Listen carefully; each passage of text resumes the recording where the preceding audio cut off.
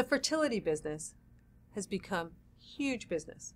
But before people go running to the fertility specialist, there really are things that they can be doing on their own beforehand to help them conceive. Is that correct? Yeah, one thing that I see a lot of times with women struggling to conceive is that they haven't had any good blood work. I go back to this all the time with women. You haven't had your thyroid checked. There are so many women with undiagnosed thyroid problems. Hashimoto's is 1 in 8 women. So if you count your girlfriends and none of them have Hashimoto's, it could be you. So I recommend getting screened for thyroid issues as you're starting to conceive if you're having trouble. And also many, many women are waiting longer to have children, and many of them have been on the pill for some amount of time. Sometimes women are on the pill just purely for contraception, but most women go on the pill to manage some sort of hormonal issue. They had painful, heavy periods, they had irregular periods, they had acne, they had some condition, something like polycystic ovarian syndrome. All of those conditions that were there when they started the pill, and oftentimes are a reason women take the pill, they're going to be there when you come off. So the notion that those are gone now that you start coming off the pill, and even if you're getting a cycle back, those hormonal issues will still be there. So if there were things that prompted you to take the pill, those still need to be sorted out for optimal fertility after women come off the pill. And when I work with women, I tell them this can take 6 months to a year. So those two things are important for women to do.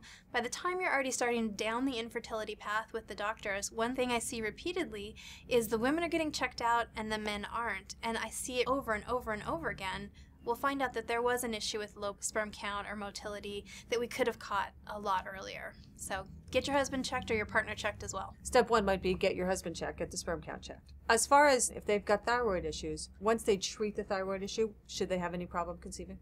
If they're just in deficit of thyroid hormone, getting that up is not only important for fertility, it's very important for baby's brain as a woman goes through her pregnancy. So definitely want to have medication on board if you need that, but also having a proper thyroid hormone level is one issue. If the problem of the thyroid is Hashimoto's, if that's why you're low thyroid, that's an autoimmune condition. That's one way you can be hypothyroid, and the most common way. That has consequences for fertility as well. And so getting on top of the immune system could be a really important thing to do if you're struggling to conceive.